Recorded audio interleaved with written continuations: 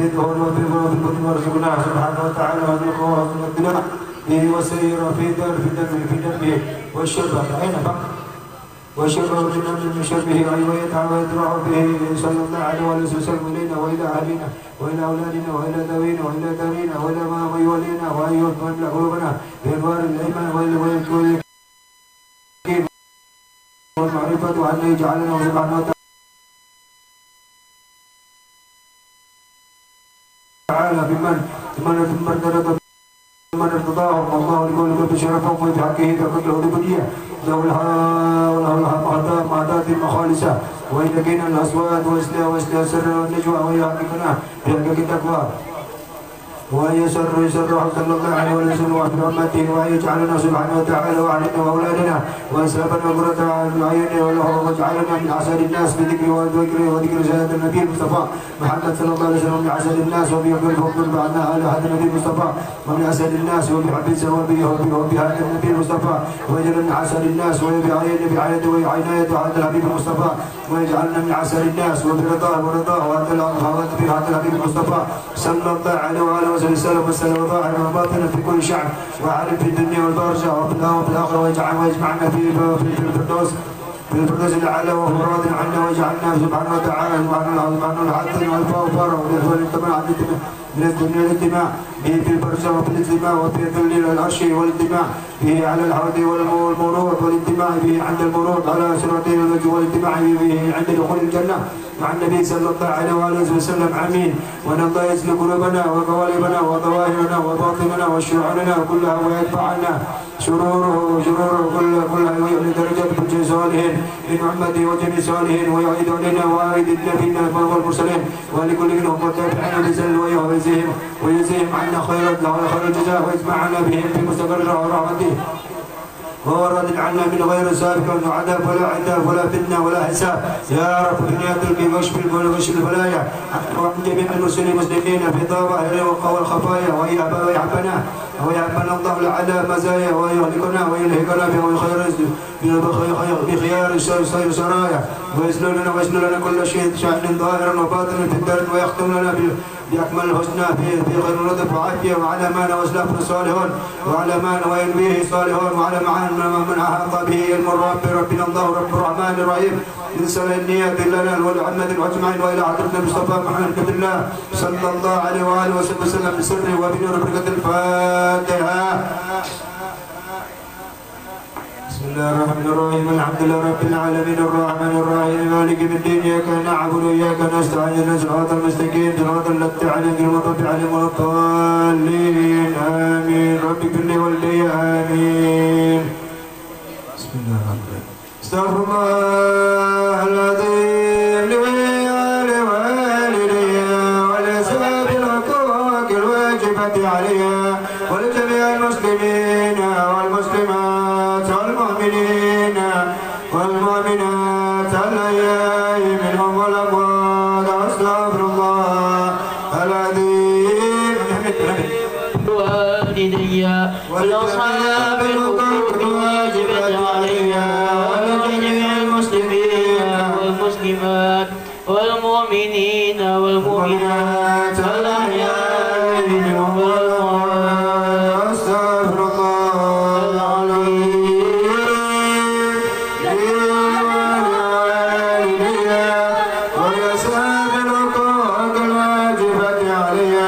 ولجميع المسلمين والمسلمات والمؤمنين والمؤمنات الأحياء منهم والأموات فيا أيها الراجون صلوا عليه وسلموا تسليما اللهم صل وسلم وبارك عليه وعلى آله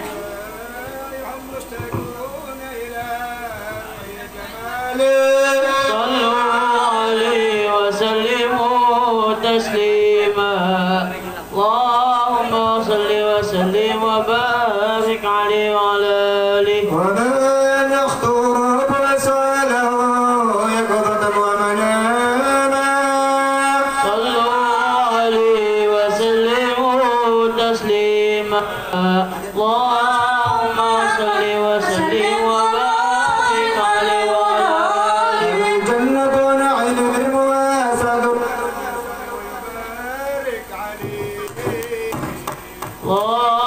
اللهم صل وسلم وبارك عليه وعلى آله.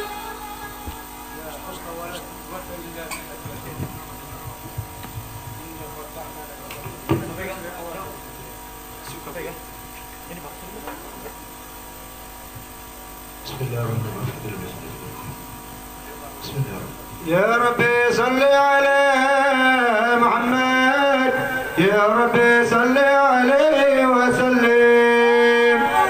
صل على محمد يا ربي صل عليه.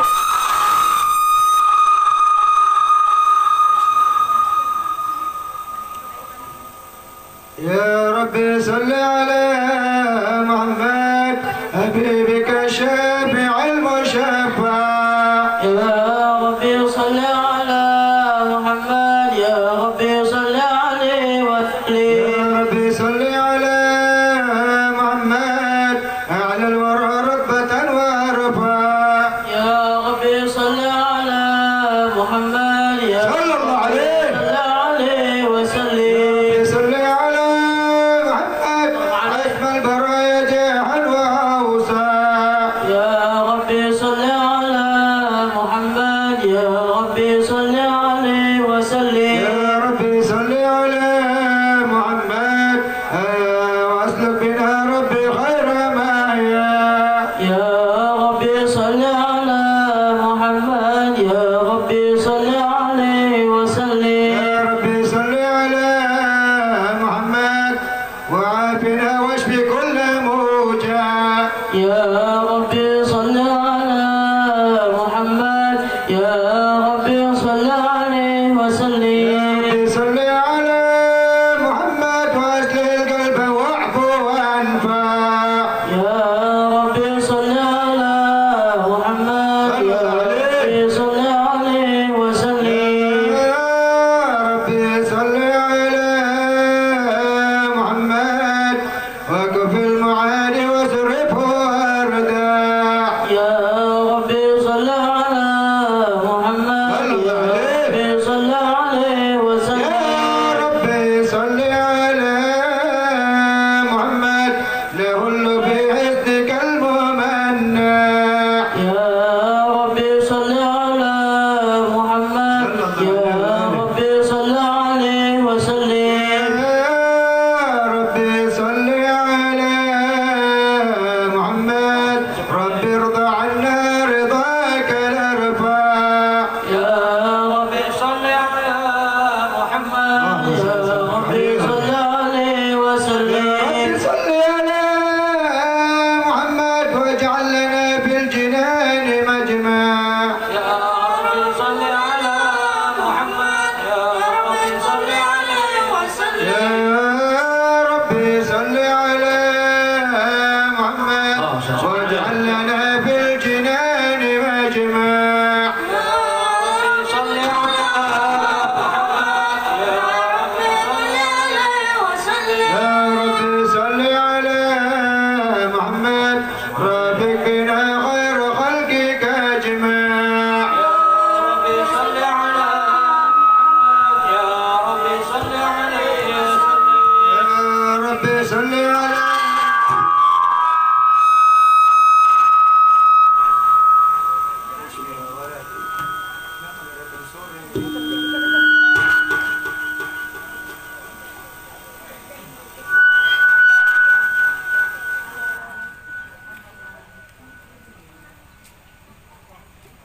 يا ربي صل على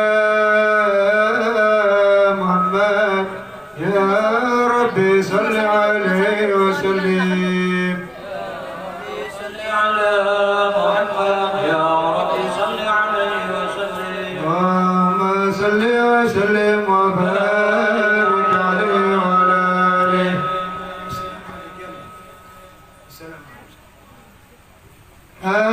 السلام عليك زين الأنبياء.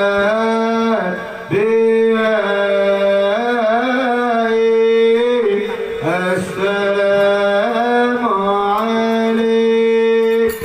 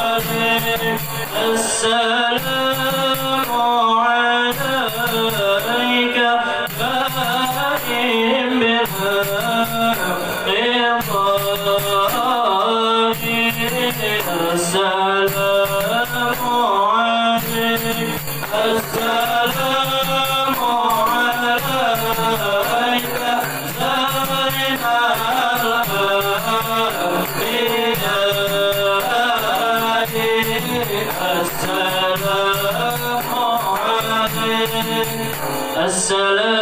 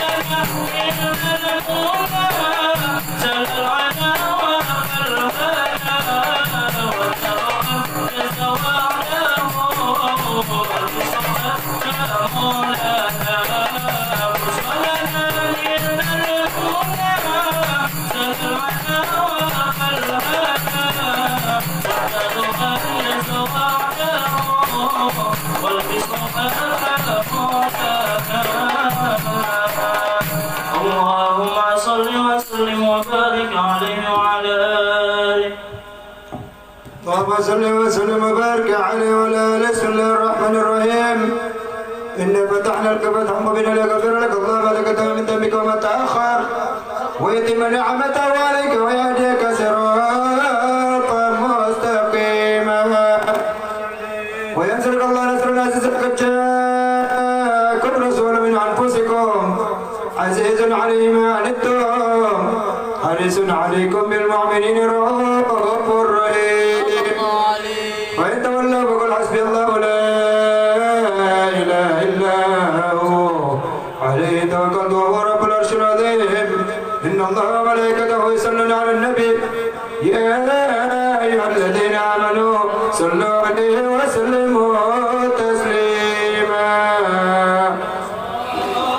صل وسلم وبارك عليه وعلى آله. اللهم صل وسلم وبارك عليه وعلى آله. بسم الله الرحمن الرحيم. الحمد لله الذي هدانا بعبده المختار من دعانا صلى الله عليه إليه بالعدل وقد نادانا لبيك ما يمدنا لنا وهدانا. صلى عليك الله بارك على الذي يكفيك ويا مشابه حسان وأبانا مع العالي الأطهار مع سرك الأسماء فهم سبور النجاة إيمانا وعلى صحابتك الكرام مدينك أسمع لولعي عنوانا والتابعين لهم بسك ما على حال المودة ميت الأشجان وأضحى إلى والي النشوانا عين المحبون الذين عليهم قدر النفوس مع النفائس هانا صلى الله عليه. لا يسمعون بذكر طه المصطفى إلا بانتهى شوهة برانا فاهتدت الأرواح تشتاق لبالقها وتهن وتشعل ربها الرضوان. آل المحبين كذا فاسمع إلى زير المشفع والريح بالعدانا وانزل إلى أوصاف طه المجتبى وعذر لقلبك يمتلئ وجدانا. يا ربنا صل وسلم دائما على حبيبك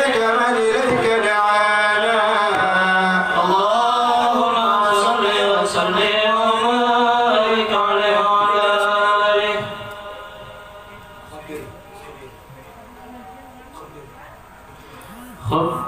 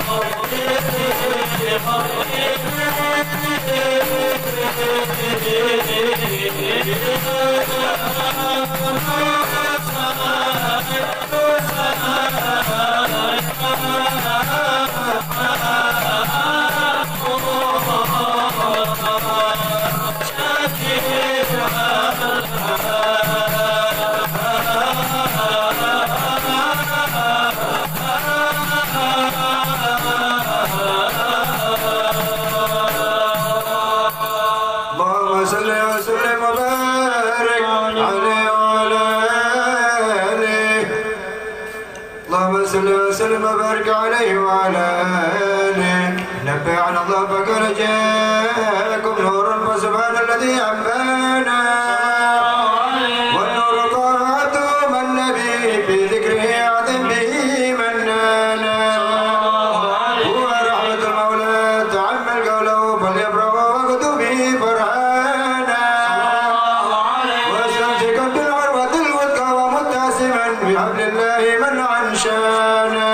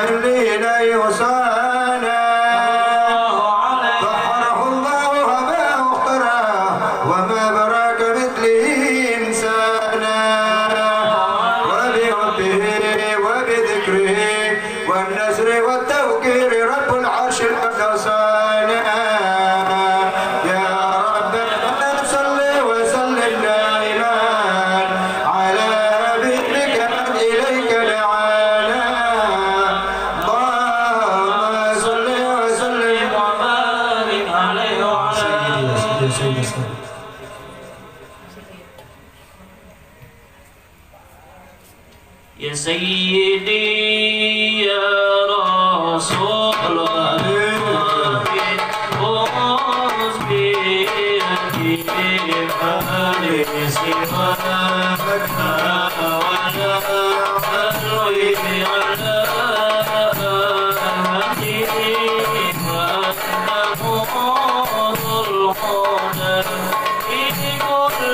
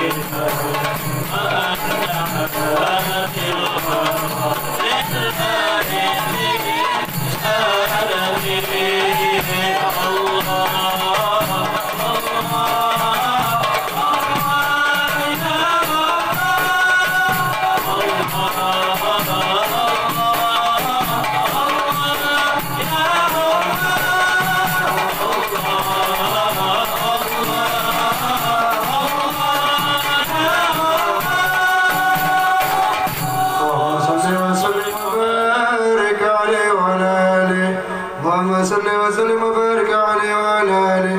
هذا وقد أشار إلى نعطه في الخطوب بيننا لنا تبيانا. النبيين لما أعطيتكم من حكمة نسانا. جاءكم رسولنا لتؤمنن وتنصرون وتسبحون عمانا. بذلك رتبة ومكانا. وهو وإن جاء الآخر مقدم يمشون تحت لواء من نادانا. يا أمة الإسلام أول شافع ومشفع عنك والطول أتوانا. حتى هنا أرفع ورسل وتوتو وقل يسمع لقولك ونسمع فخرك بانا. ولا عولا عادنا الجنانا. وأكرم الخلق على الله عنا فلقد حباك الله منه أنانا. لو صار سوف يعطيك فترضى جل من موت تكاثر عن عطاء ونهانا. بالله كرر ذكر واسم محمد كيما تزيع عن القلوب الرانا. يا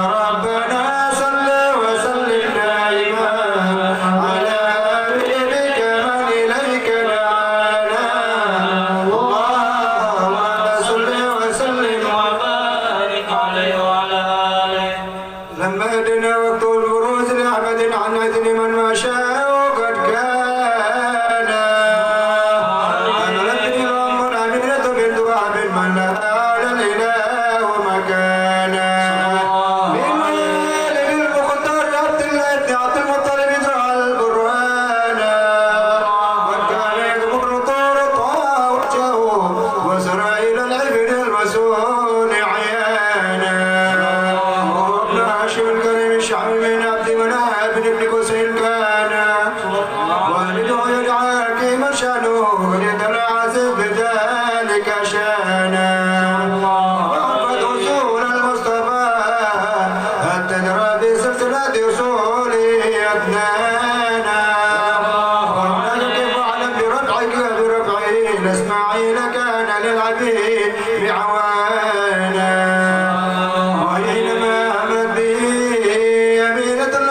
شيئا فيأخذوا نسوانا. وبها تلقوا من رب السماء أقسى العدا والهم والأحزانا. ورأت كما قد جاء ما علمت به أن المهيمن شرف الأكوان. من دور من ببطنها فاستبشرت ونرى المعاذ مخاذ فأطرعت رضوانا. سبحان الله الحمد لله.